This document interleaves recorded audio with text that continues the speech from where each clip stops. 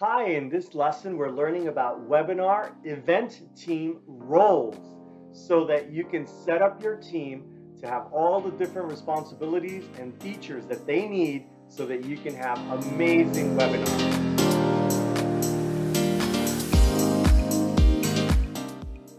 Hi, I'm Angel from Artsy Course Experts, and we help creative online course teachers with their tech. In this lesson, we're going to learn about webinar event team roles. Your team may be struggling with who does what during webinars, how many accounts do you need, what settings should you specify for every single member of your team. These are all problems that you're going to be having, and you want your webinars to run as smooth as possible. In this lesson, we're going to go over the different roles, and we're going to talk about a typical run of show that you might use in your webinar. First of all, what are webinar roles? Well, roles are assigned to every team member and guest on a webinar. Everybody that's on the webinar has a role, whether you explicitly give them a role or they just inherit a default role like attendee. Everybody on the webinar that has an email that registered or didn't register and is in there in that session, everybody has a role, and those roles connect to features so that every person is either allowed or not allowed features from the webinar based on their role. Roles are a nice, easy way to identify a set of features, and if you have that role, you get those features. First, there are leadership roles. These are the main administration roles that you get with your webinar. Some of the leadership roles include scheduling webinars, the default settings, meeting people, starting and ending the webinar, sharing screen content, drawing and annotations, providing handouts, changing users midway. Hey, I want to take this person and make them a panelist. I want to allow them to speak. All those kind of rules.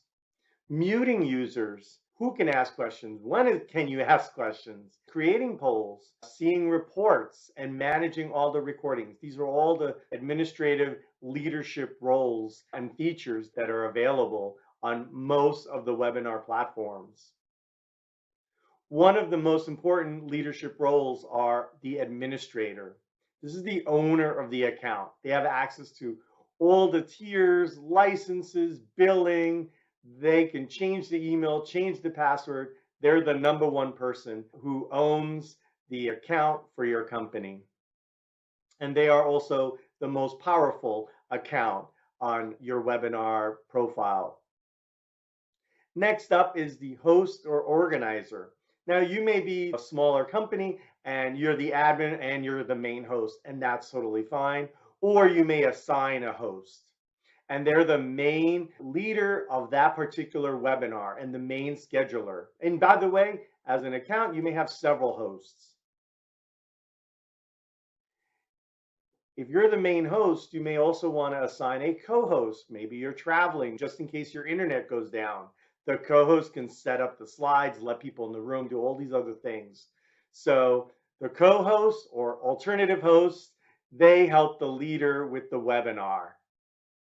And it's great to have an alternative host just in case something goes wrong. You have dozens, hundreds, or even thousands of people coming to your webinar.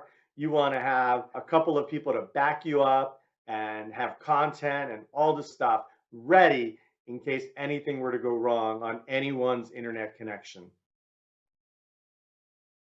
Next up are the actual panelists or the presenters.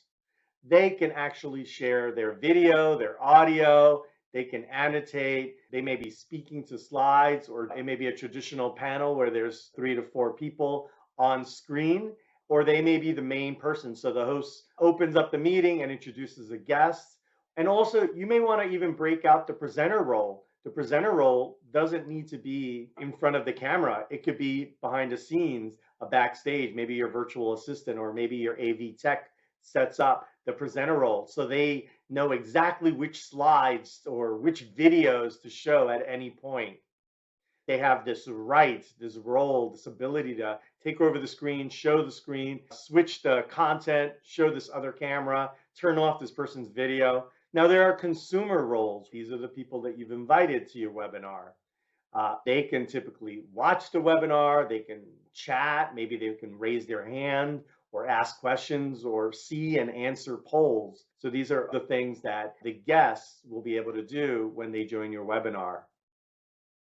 Some webinars break this up into two parts. One is the registrants, people who received an email, they filled out a form, they might have paid, or maybe it's free, but nevertheless, they may have been required to register for the webinar instead of just popping in with a webinar Zoom link as an example. So some webinar platforms really break that out and have this kind of registrant role versus the attendee role. The attendee role is what the majority of your guests are going to be. Once they arrive, they join, maybe they're in the waiting room, but ultimately they're in the webinar and they're watching your production. They might be clicking on your offer, they might be learning extra content, and you might have their email, and maybe afterwards you email them a recording. Okay, so those are some of the main roles that you're going to configure and set up for your webinars. You may have a tiny team, 2, 3, 4 people, and you may give people different roles. You may have just some helpers or maybe some friendly guests that you give special abilities to see the chat or maybe to ask questions. But those are the main roles that you're going to set up for a successful webinar. And whether it's live or pre-recorded or free or paid, all the variations, you're going to probably want to identify who does these roles, regardless if they have more privileges ahead of time, that's okay. But at least you've identified who does what and who has those abilities to do those things in case you needed them to perform those functions, those features based on their role. Let's go into an example. So typically in a webinar, you might have kind of a little bit of a script, but you might do it in a spreadsheet format or in a bulleted list, and that's called a run of show. And it basically says, hey, when the webinar starts, who does what? At this point, this person does this thing, this other person does this thing, then this next stage happens, and on and on. So let's go over a typical run of show for your webinar and talk about who might be doing what roles are used, what features are used, and that'll help you plan a more successful webinar. First of all, you might activate the webinar, right? So this is where the host or the co-host launches the webinar, but it may not be fully on where everybody can just come in and hear you talk yet. Some people like to set it up and turn it on in a practice mode where they're getting ready. They might verify the camera. They might check out that the slides are working, and they might wait for the key people to join before they let everybody else in. So you're activating the webinar, you're going in, you're logging in, you're making sure you can turn on the webinar.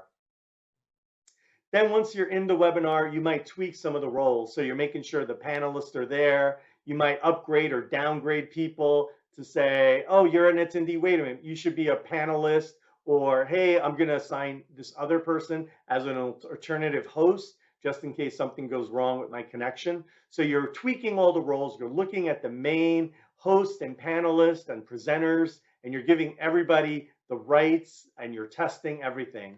Next, you're going to get the screens ready. You might have an intro video that's going to play, or maybe you have a deck, a PowerPoint, Google Slides, Keynote, etc. You don't want that editor view. You want that slide all the time. There's issues where if you have multiple monitors, one screen shows up one place, the other is in the other one, people's home cameras. So there's all sorts of issues. So you're going to want to make sure that your videos are ready, your content is ready, and also that the different people that might be on screen are arranged so you have a nice layout. If they're not talking, you may want to hide them. All these kind of things happen in this stage. Next up, you're officially going to start the webinar.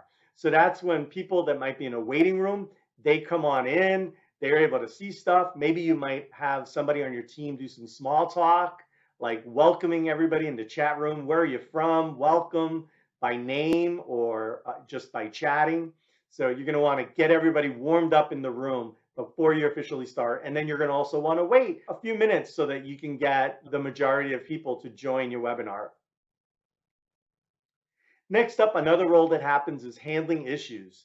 So this is maybe there's several people who are speaking, but somebody's mic is on. You might want to mute them, or you might want to send them a private note so that they can mute themselves.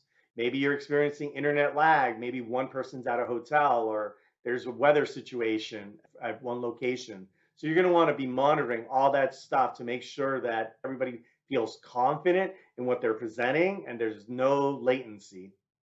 And finally, you might be handling some issues, right? So maybe you're going to be having call to actions or links that you're going to be sharing with your audience. You want to make sure that those links work. And if you're seeing anybody in the chat room that doesn't have them, or maybe your webinar is presented in a frame, and below your frame, there's a button to do some main action like order a service, order your coaching, your course, join your community. So you're going to want to make sure that he is assigned to provide tech support in case any of these things happening. And they might also want to toggle a panelist. So if a panelist is trying to speak, but maybe it doesn't work, they might be able to switch to a different camera and do all these different things. So you need somebody to handle these behind the scene issues and looking around while the main speaker is ready to perform and have full energy. Another role is handling interactivity. So this is monitoring the chat room, maybe sending prompts. Where's everybody from? Or what are your biggest problems? Those kinds of prompts to really connect, especially while they're waiting and maybe content is not there. Or you might be collecting information. Maybe there's questions and answers that are happening, like maybe among the audience, they're asking about which technique, which software to use, which problems are being handled, which books.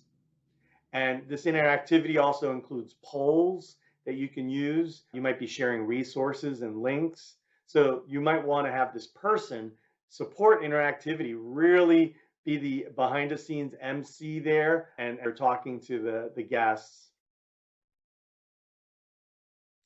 Somebody on your team, it could be the same person, should be also handling questions.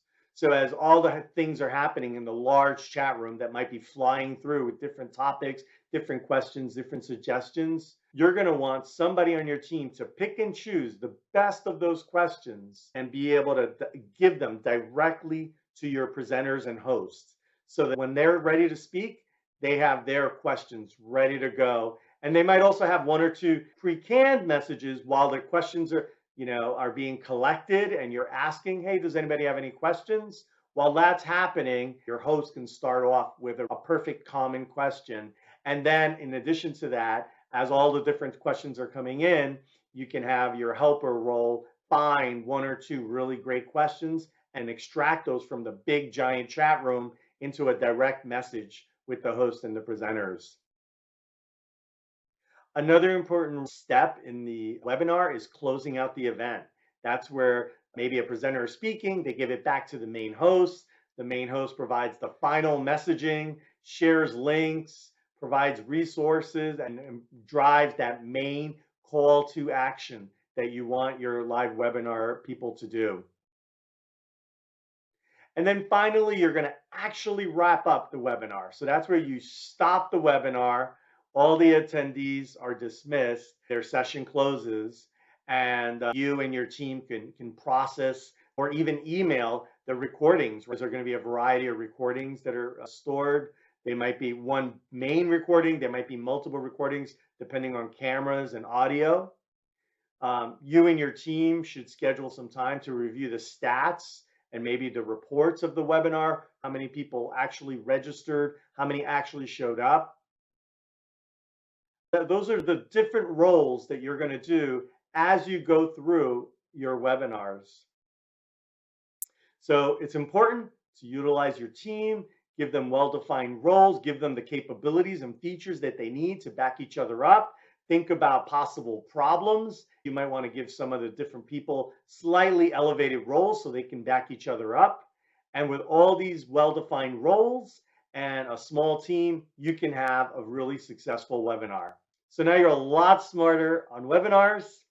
Don't forget, go to your settings before your webinars, double check you have a few roles.